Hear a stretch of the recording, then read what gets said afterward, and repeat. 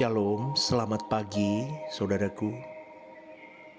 Semua kita tahu bahwa segala sesuatu yang kita peroleh dari dunia ini suatu hari akan kita lepaskan, kita tinggalkan. Betul gak saudaraku? Cuman satu yang menjadi milik kita, yang kita bawa sampai kepada kekekalan, yaitu Tuhan itu sendiri. Seperti yang dikatakan dalam firman Tuhan, siapa gerangan ada padaku di surga selain Engkau Tuhan? Selain Engkau tidak ada yang kuingini di bumi ini. Tetapi begini saudaraku, berapa banyak kita yang sungguh-sungguh mengalami Tuhan sejak kita hidup di bumi ini? Seberapa banyak yang telah memiliki Tuhan dalam hidupnya? Pertanyaan selanjutnya, seberapa hidup kerohanian kita bertumbuh? Seberapa tinggi kualitas kesucian hidup kita? Seberapa kuat iman keyakinan kita kepada Allah bahwa Dia Allah yang hidup, dan kita berani menghadapi segala keadaan bahkan kematian? Ini menjadi pertanyaan yang penting dalam hidup kita. Seberapa yakin bahwa kalau kita meninggal dunia pasti diterima di kemah abadi, di rumah Bapa, sebagai anggota keluarga kerajaan Allah? Sejujurnya saudaraku, masih cukup banyak yang bertanya-tanya dalam hati, tetapi hanya sekilas kemudian mereka memadamkan atau membungkam suara itu. Suara yang bernada bertanya begini, mengapa aku tidak kunjung menjadi rohani? Betul gak? Seringkali Anda berpikir begitu gak dalam benak hatimu?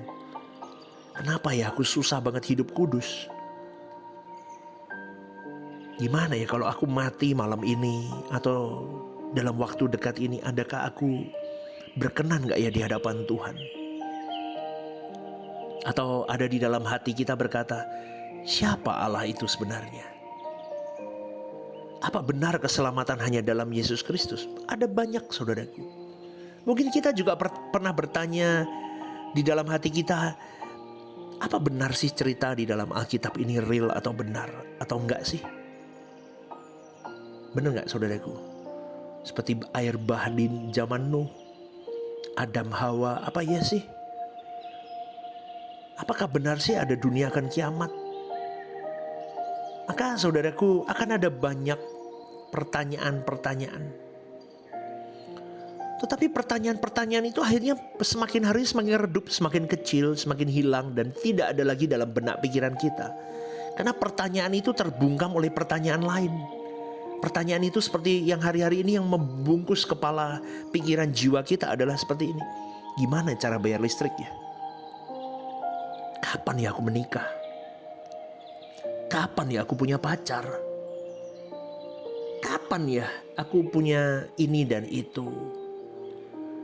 Kapan ya aku punya cucu? Kapan utangku beres ya? Ini dan itu terus. Kapan sakitku sembuh? Kenapa ya Tuhan tidak sembuhin aku? Aku asik gak ya jalan-jalan ke negara itu? Aku beli tas ini bagus gak ya?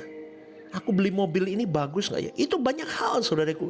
Sehingga pertanyaan-pertanyaan sebenarnya sangat prinsip yang harus kita tidak lanjuti, hilang. Karena sibuk dengan dunia ini. Karena pertanyaan kapan aku punya mobil bagus ya, itu lebih digumuli ketimbang dia bertanya, adakah aku sudah berkenan belum ya di hadapan Allah? Hal-hal yang prinsip yang mengandung kekekalan sudah tidak lagi dipertanyakan dan tidak lagi ternilai untuk manusia hari ini.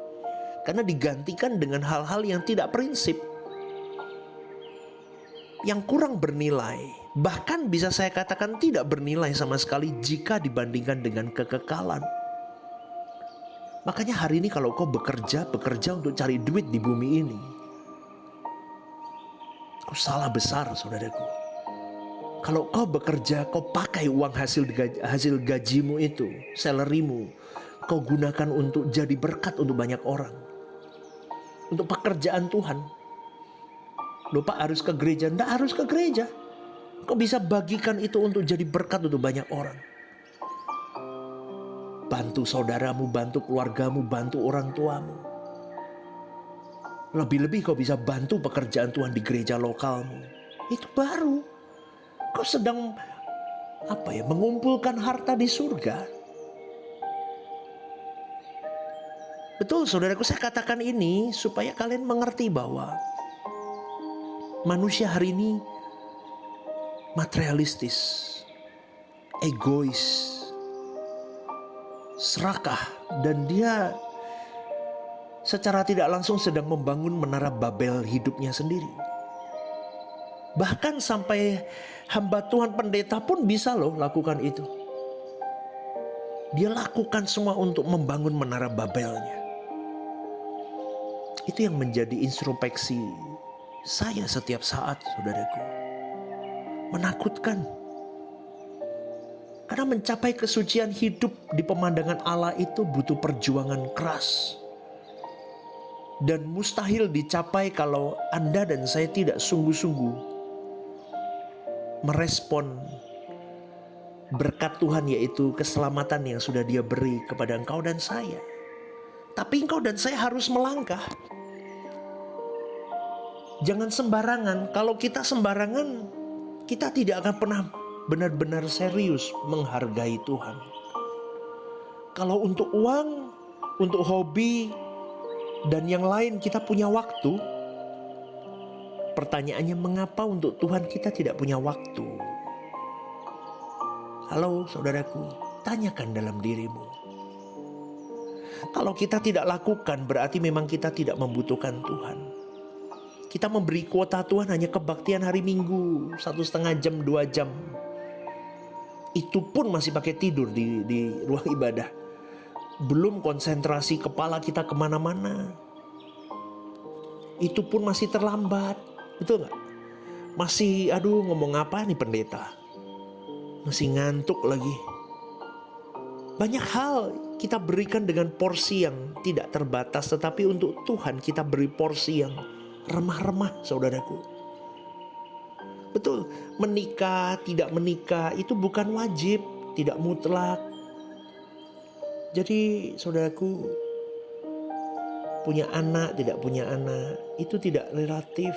Tidak mutlak, itu relatif. Yang tidak relatif hanya Tuhan. Dan yang relatif itu akan lenyap. Seperti yang dikatakan firman Tuhan, betapa binasa mereka dalam sekejap mata. Lenyap habis oleh karena kedahsyatan. Lenyapnya semua yang kita pegang, itu kedahsyatan, saudaraku. Karena orang belum mengalami hari akhir hidupnya, maka banyak orang tidak percaya dengan ini semua. Hati-hati, setan itu pandai. Dia pakai dunia ini untuk menipu. Yang kita lihat cara hidup, filosofi hidup manusia di sekitar kita ini menipu. Memang tidak bersuara, tetapi lebih kuat dari suara di mimbar. Ketika mereka berkata, tenang, tidak apa-apa. Jangan ekstrim sama Tuhan. Jalani hidup aja, udah. Gak bisa ke gereja? Gak usah ke gereja, udah online aja. Aduh saudaraku, betul itu miris saya lihat hari-hari ini. Kalau gereja tidak bersuara keras seperti memukul memukul kentongan itu, ada maling gitu, atau ada kebakaran gitu, itu bahaya loh.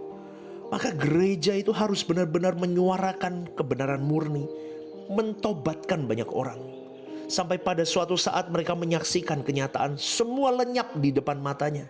Dengan kedahsyatan mereka baru tahu, ternyata di mimbar gereja selama ini diperkatakan firman yang keras, yang lantang begini. Tujuannya apa?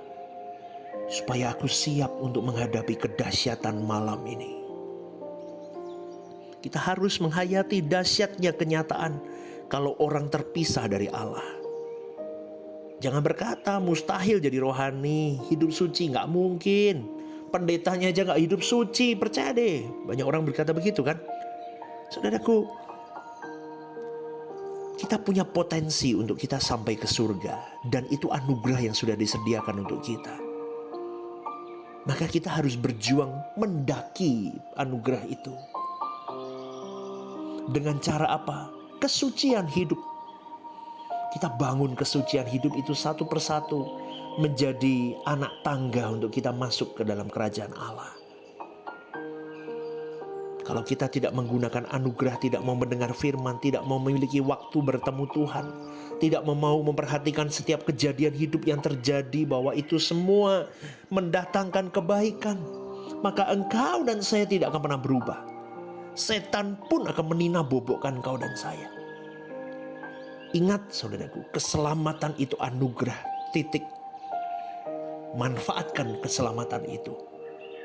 Responi, lakukan bagianmu yang terbaik. Jadilah orang Kristen yang tidak tenggelam dengan dunia ini. Dengan anugerah yang sudah diberikan kepada kita, yang ada di tangan kita, kita lakukan dengan penuh tanggung jawab yang besar. Supaya melalui hidup kita pun bisa membawa banyak jiwa masuk ke dalam langit baru, bumi baru. Maka kita berjuang bersama, saudaraku. Jangan pernah sembarangan hidup. Anugerah dan tanggung jawab menjadi bagian kita. Amin. Selamat pagi, jangan lupa beribadah hari ini. Ya, senangkan Tuhan. Temukan hadirat Tuhan dalam ibadahmu di gereja lokalmu. Tuhan memberkati. God bless you.